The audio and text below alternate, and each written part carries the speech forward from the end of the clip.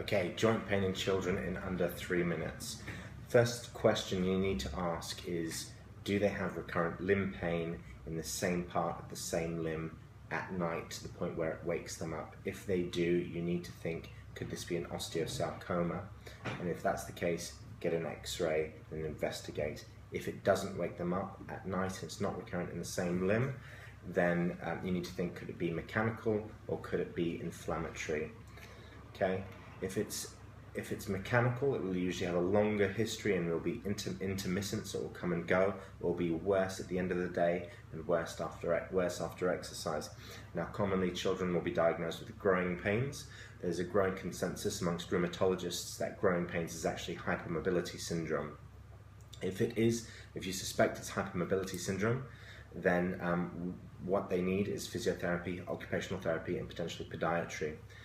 Now, so that's mechanical. If you think it's inflammatory, think reactive arthritis. So the next question you'd ask is, have you had any recent coughs or colds? Because you're thinking, could it be possibly some type of viral infection, or could it be some sort of streptococcal infection? So inflammatory causes of joint pain are usually worse in the morning and they get better throughout the day. Think juvenile idiopathic arthritis. So a diagnosis of this, for this to be made as a diagnosis, they need to have had joint pain for 6 weeks, and the joint pain needs to have been actively, the joint needs to be actively swollen and warm and had a restricted movement.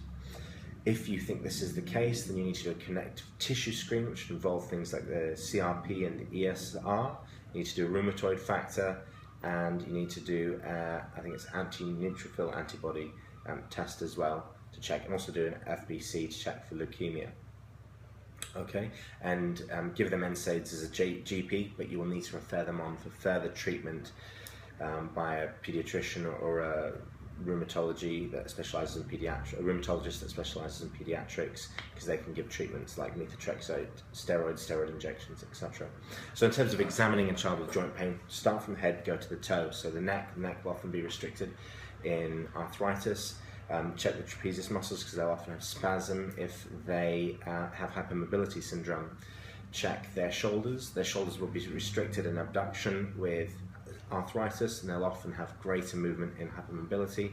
Often their elbows will hyperextend if they've got hypermobility syndrome, and their wrists won't dorsiflex if they've got arthritis.